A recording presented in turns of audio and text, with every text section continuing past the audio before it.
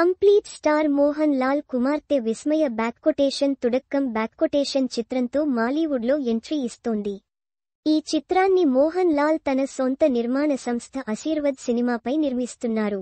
బ్యాక్కొటేషన్ 2018 బ్యాక్కొటేషన్ fame Jude అంథోనీ Joseph దర్శకత్వం వహిస్తున్నాడు. బ్యాక్కొటేషన్ ఓ periodic action థ్రిల్లర్గా ఇటీవలే పట్టాలెక్కింది. ఇందులో హీరో ఎవరు అన్నది ఇంకా క్లారిటీ రాలేదు. అయితే ఇందులో ఓ కీలక పాత్రలో మోహన్ లాల్ కూడా నటిస్తున్నట్లు సమాచారం. అలాగే మోహన్ లాల్ తనయుడు ప్రణవ్ లాల్ కూడా నటించే అవకాశాలున్నట్లు వినిపిస్తుంది. ఆ సంగతి పక్కన బెడితే కుమార్తె కోసం మోహన్ లాల్ తన ఇమేజ్ని సైతం పక్కనబెట్టి పనిచేస్తున్నట్లే. మాలీవుడ్లో మోహన్ లాల్ పెద్ద స్టార్ నటుడిగా తనకంటూ ప్రత్యేకమైన ఇమేజ్ ఉంది. ఇప్పటికే 400 చిత్రాలకు అతి చేరువలో ఉన్నారు. తమిళం, తెలుగు భాషల్లో కూడా ఎన్నో చిత్రాలు చేశారు. ఈ మధ్య కాలంలో ఈ 2 భాషల్లో ఎక్కువగా సినిమాలు చేస్తున్నారు. అంతటి ఇమేజ్ ఉన్న స్టార్ కుమార్తె కోసం బరిలోకి దిగడం విశేషం.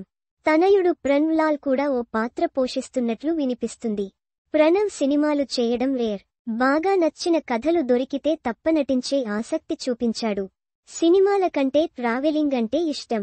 నేచర్ను ఇష్టపడుతూ ప్రపంచ దేశాలు తిరగగమో హాబీ. కానీ సోదరి కోసం ఆ ప్రపంచానికి కొన్ని రోజులు దూరంగా ఉండాల్సిన పరిస్థితులు.